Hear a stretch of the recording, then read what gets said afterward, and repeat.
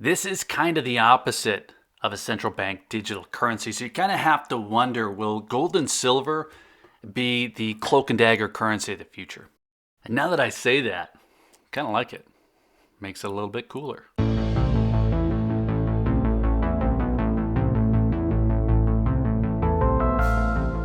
CBDCs are coming. Central banks are rolling these out as we speak, and they're going to have significant implications on payments. They're going to have significant implications on privacy. So the question here is whether or not they'll have any implications on metals, if they'll impact metals at all. And that's a lot harder to answer. If nothing else, I think there are a few choices that might be relevant at scale, and I'm going to get into that just a little bit. But before that, I'm going to start with why any of this matters. Now, we've all heard about central bank digital currencies. They're a popular backdrop for reset scenarios because they're scary. CBDC rollout means more government oversight and more government control over what you do with your money. But most of what I see on the topic is a little bit wrong. CBDCs are coming. It's only a matter of time, but the amount of time that we have before they're here is probably the biggest misconception. Now, a lot of that misconception revolves around the coming launch of FedNow. If somebody says the CBDC is rolling out in the United States by July of this year, well, they're confusing it with FedNow. And FedNow is meant to handle instant payments, but it's not a CBDC. And the difference here is very significant. A CBDC is a new kind of money. With an actual CBDC, the Federal Reserve would release digital dollars, just like they release normal dollars today. Now, one way or another, they need to get digital dollars into the system. They could withdraw and destroy dollars, or release new digital dollars, or they would issue them like they currently print dollars. But that's the important part. A CBDC is a new kind of money. FedNow does none of this. FedNow is a payment platform for existing dollar debt.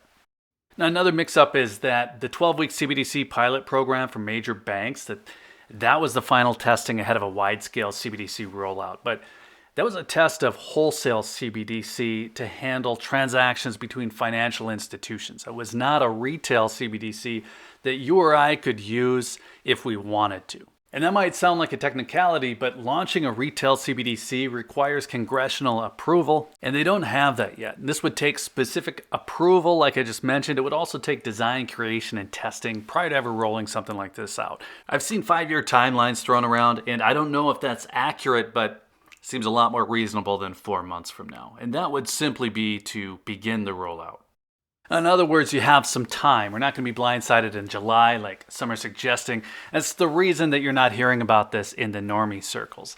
What's coming in July is like a preview of what's coming for real. A full CBDC implementation, it's going to be a much bigger deal. It's going to have a profound impact on the current system, and that adoption strategy will probably include some form of fees, maybe some restrictions on the use of cash. You'll know it when it's coming.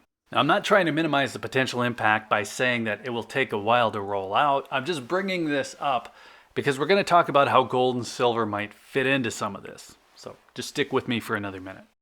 So the downsides of a CBDC, they're pretty clear. There's no way to transfer money anonymously in an account-based digital currency. Everything is tracked. Every transaction is coded to show what the purchase was for. The amount is logged. The payer and the recipient, they're both identified. And the transaction is permanently recorded. So that's the first issue. No more privacy. Now, the second issue is government control of the use of digital dollars. This is all speculative, of course, but programmability is listed as a tenet of CBDC implementation. And what that means is that rules could be coded in to control how you can use your digital dollars. It could be through interest rates. It could be through carbon fees or limits. It could be through usage deadlines. And just one example here, stimulus dollars could be issued that need to be spent within 6 months for certain things or they disappear. It's just one example I made up, but it gives a really good example of possible controls that could be introduced on a CBDC that aren't possible today with either cash or bank accounts. So put all this together and you're looking at a long-term war on the way that you use your money today. And that might not even be the core intent of a CBDC. It just doesn't matter because using an account-based CBDC inherently means a complete lack of privacy. And the stricter that the limitations are on the use of cash as an alternative, the more people are going to be looking for other options. Now, I don't think of precious metals as a good wide-scale alternative here. Maybe I'm wrong. I just don't see us falling into back alley barter system using bits of silver and gold to buy everyday things, but physical assets do give options for trade, and there might be cases where it starts to make more sense. Now, worst case, nothing really changes with gold and silver post CBDC. They just simply continue to perform as a physical asset, a physical savings model, but they might be viewed less as money. Best case, maybe they actually increase in utility because there's a constitutional angle here. A complete move away from cash will probably trigger some kind of legal fight, because if you look at Article 1, Section 10, it reads that no state shall make anything but gold and silver coin a tender in payment of debts. Now, personally, I don't think there will be a big change in how we view gold and silver, but I do think more about what I'm buying just in case. And one way to go here would be to consider whether or not you think you might actually be using your gold and silver. And then another is to just stick with the most liquid options just in case new restrictions begin to creep in at local shops. Now, I'm not saying that's going to happen, but I think it's probably in the back of everybody's mind. But either way, though, what I come up with either of those two cases is basically the same. So I look at my gold and silver in two basic categories. First, I have some collectible gold coins that I think could do well over time, nothing exceptional, but I have a few dozen coins that fall into this category. And I'm not worried about how many buyers I might have for them. I'm not worried about how quickly I might have to sell them, because I just don't think of them as coins that I need to use. I either don't really plan to sell them at all, or I think that if I did want to sell them, I just wouldn't be in a hurry. Regardless, though, of whether we're using a CBDC in the future, I don't see an impact on what I do with this category, with collectible gold. It was all going to be on the books, probably through an online sale. And then I have bullion, the stuff that I might use. Now, for me, it's eagles and buffaloes, common things that everyone recognizes. And I do think here that there's a reason to have a base of coins from your country's mint, if possible. You heard me just mention the collectibles being on the books. And what I was getting at there is I think that there's a reason to have a base of coins from your country's mint, if possible. Now, I don't want to take us too far off track here, but I just don't see how US mint bullion can be deemed collectible. And I'm expecting a fight against capital gain taxes on them specifically at some point, but that's another story. So that's really it. Anything between those two categories, between collectible or popular bullion, just doesn't really fit into what I'm looking to buy or hold on to right now. It's not a big change to what I'm already doing. I'm just going to continue pushing further to the edges of those two categories. I'll keep buying coins that I enjoy, but if a semi-numismatic fun coin isn't really collectible, or if a bullion coin isn't really recognizable, then I don't have a great reason to buy it. A few years ago now, I started keeping track of the bullion that I have separate from the collectible pieces that I have. Now, I know I could sell the collectible pieces for their intrinsic value, which is effectively the spot price. That would be if I needed to, but I have a number now that I know I could get if I liquidated my gold. And the collectible stuff is not part of that list. So even though I don't have any current plans to sell my gold or silver, a CBDC strikes me as something that could potentially change my mind about their use.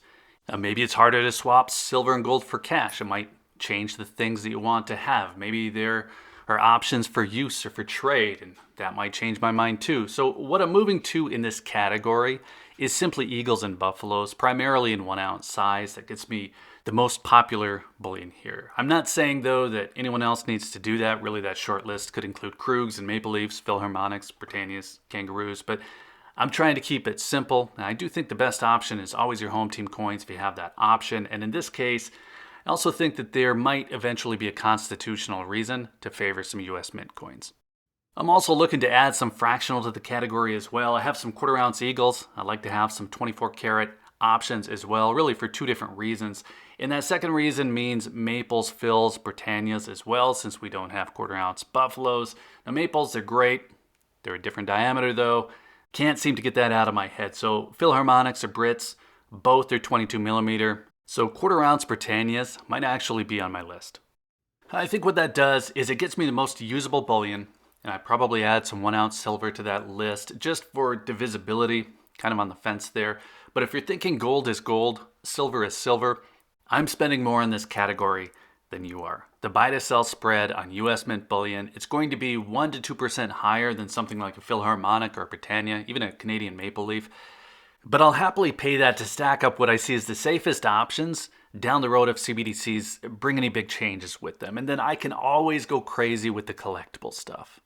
So let us know what you think. Do you think CBDCs will have an impact on gold and silver down the road?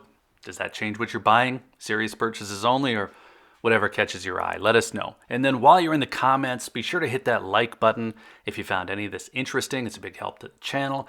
Be sure you're subscribed with notifications turned on if you'd like to see more on the topic. And if you're still here, thanks again for watching. I always appreciate your time.